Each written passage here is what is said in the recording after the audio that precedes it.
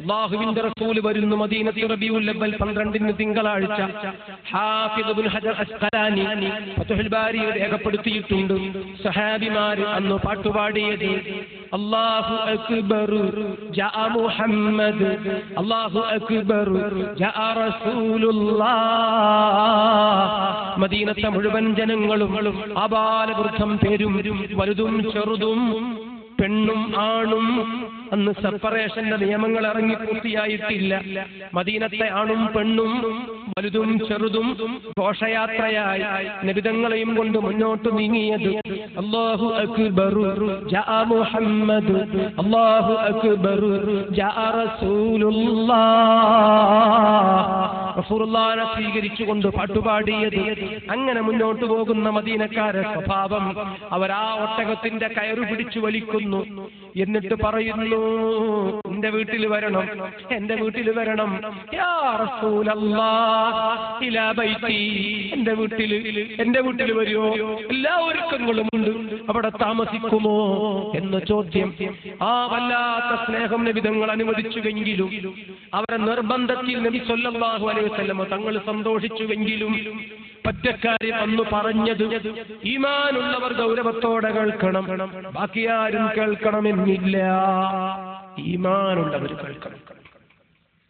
നബി സല്ലല്ലാഹു അലൈഹി വസല്ലം തങ്ങൾ അന്ന് പറഞ്ഞു, ആരും എന്റെ ഒട്ടകത്തെ പിടിച്ചു വലിക്കരുത്, ബുദ്ധിമുട്ടാക്കരുത്. എന്നിട്ട് പറഞ്ഞു, ഇന്നഹാ ദറുഹാ ദഊഹാ ഫഇന്നഹാ മുൽഹമ ഖാല മുഹമ്മദുർ റസൂലുള്ളാഹി. എന്റെ ഒട്ടകത്തെ ആരും പിടിച്ചു വലിക്കല്ല, ആരും അതിന്റെ കടിഞ്ഞാണൊന്നും പിടിച്ചു ബുദ്ധിമുട്ടാക്കല്ല. എന്റെ ഒട്ടകത്തെ ആരും പിടിച്ചു വലിക്കണ്ട. ഞാൻ ഏതു വീട്ടിൽ പോകണമെന്ന്, എവിടെ താമസിക്കണമെന്ന്, എവിടെ ആതിഥ്യം സ്വീകരിക്കണമെന്ന് ആ മൃഗത്തിന് അല്ലാഹു പഠിപ്പിച്ചിട്ടുണ്ടെന്ന് ത്വഹ മുഹമ്മദുർ റസൂലുള്ളാഹി. റസൂലുള്ളാഹി സ്വല്ലല്ലാഹു അലൈഹി വസല്ലം തങ്ങളുടെ ഒട്ടകം പോലും സാധാ ഒട്ടകമല്ല. ഈമാനുള്ളവർ മനസ്സിലാക്കണം. അല്ലാഹുവിന്റെ റസൂലിന്റെ ഭാര്യമാർ, യാ നിസാ അൻ-നബി ലസ്തുന്ന കഅഹദിൻ മിനൻ നിസാ. നബി പത്നിമാരെ, നിങ്ങൾ സാധാ സ്ത്രീകളല്ല. പരിശുദ്ധ ഖുർആൻ നബി മുഹമ്മദുർ റസൂലുള്ളാഹി സ്വല്ലല്ലാഹു അലൈഹി വസല്ലം അവിടുത്തെ ഭാര്യമാർ സാധാ സ്ത്രീകളല്ല. അവിടുത്തെ വാഹനം സാധാ വാഹനമല്ല, അവിടുത്തെ ഒട്ടകം സാധാ ഒട്ടകമല്ല.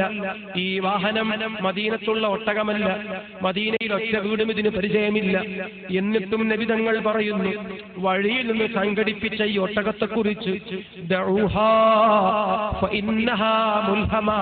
എന്റെ ഒട്ടകത്തിന് അല്ലാഹുവിന്റെ സന്ദേശം ഇറങ്ങുന്നുണ്ട്. ഏതു വീട്ടിൽ പോകണമെന്ന് ഈ ഒട്ടകത്തിന് നല്ല ബോധ്യമുണ്ടെന്ന് ത്വഹ മുഹമ്മദുർ റസൂലുള്ളാഹി. ആ ഒട്ടകപ്പുറത്ത് മുത്തു റസൂലുള്ളാഹ്, സ്വഹാബിമാർ കൂടെ, നേതൃത്വം ബഹുമാനപ്പെട്ട സയ്യിദുന അബൂബക്കർ റളിയല്ലാഹു. അങ്ങനെ മുമ്പോട്ട് പോകുന്ന ഒരു വഴിയിൽ കുറച്ചുകൂടി ചിന്തിക്കാനുണ്ട്. ഈമാനും കുഫ്റും അവിടെ വേർതിരിയും, യുക്തിവാദവും മതവിശ്വാസവും തമ്മിലവിടെ വേർതിരിയും. എന്താ ചിന്തിക്കാനുള്ളത്? അങ്ങാടിയിലൂടെ മൃഗങ്ങളെ നടക്കാൻ വിട്ടാൽ, റോഡിലൂടെ വല്ല മൃഗങ്ങളെയും അങ്ങനെ തെളിച്ചു വിട്ടാൽ എന്താ സംഭവിക്കല്? മുമ്പേ ഗമിക്കുന്നൊരു ഗോവുതന്റെ പിമ്പേ ഗമിക്കും ബഹുഗോക്കളെല്ലാം. മുമ്പിലൊരു മൂരി, അതേത് പാടത്താ കയറുന്നവർക്ക് ബാക്കിയെല്ലാം മൂരി ഇറങ്ങും. മുമ്പിലൊരു മൃഗം, അതേത് വളവിലാ തിരിഞ്ഞത്, ബാക്കിയെല്ലാം ഒടുക്കന്നെ തിരിയും. ഇങ്ങനെ മൃഗങ്ങൾ നയിക്കുന്ന ഏതു യാത്രയും അതൊരു കഥ ഉണ്ടാവൂല എന്നർത്ഥം. പക്ഷേ മദീനത്തേക്ക് നോക്കൂ നിങ്ങൾ. ആ മദീനത്ത് റബീഉൽ അവ്വൽ 12 ഒരു ഘോഷയാത്ര, വല്ലാത്തൊരു ഘോഷയാത്ര. ആ ഘോഷയാത്രയിലെ മെമ്പർമാർ, ഒന്ന് നബി മുഹമ്മദുർ റസൂലുള്ളാഹി, ബഹുമാനപ്പെട്ട സയ്യിദുന അബൂബക്കർ സിദ്ദീഖ്, മഹാന്മാരായ സഹാബിമാര് മുഴുക്കയും. ആ ഘോഷയാത്ര നയിക്കുന്നതാരാണ്? ഒരൊട്ടകം. മദീനത്തുള്ള ഒട്ടകമല്ല. ആ ഒട്ടകം എവിടെ പോകണമെന്ന് ആർക്കും പറയാൻ സ്വാതന്ത്ര്യമില്ല. ആ ഒട്ടകം അതിന്റെ വഴിയിലൂടെ അങ്ങനെ പോകുന്നു. അല്ലാഹുവിന്റെ റസൂലിന്റെ ഒട്ടകമാണ്. ഈമാനുള്ളവരെ വഴി നടത്താൻ അത് മതിയാകും. അതിന്റെ വഴിയിൽ മുഅ്മിനീങ്ങൾ സഞ്ചരിച്ചോളൂ. നബിതങ്ങൾ പറഞ്ഞില്ലേ, ഇന്നഹാ മുൽഹമാ, എന്റെ ഒട്ടകമാണോ, സാധാ ഒട്ടകമല്ല. ആ ഒട്ടകത്തിന് റബ്ബിന്റെ സന്ദേശം ലഭിച്ചുകൊണ്ടിരിക്കുന്നുണ്ട്. ഏതു വഴിയിൽ അത് പോകണമെന്ന് റബ്ബ് അതിന് പറഞ്ഞു കൊടുക്കുന്നുണ്ട്.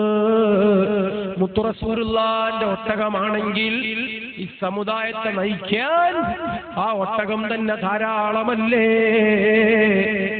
വിശ്വാസമുള്ളവർക്കത് മനസ്സിലാകും. അല്ലാത്തവർ യുക്തിവാദികളെ വഴിക്ക് അവർക്ക് പോകാവുന്നതാണ്. പടച്ചവൻ കാത്തുരക്ഷിക്കുമാറാകട്ടെ.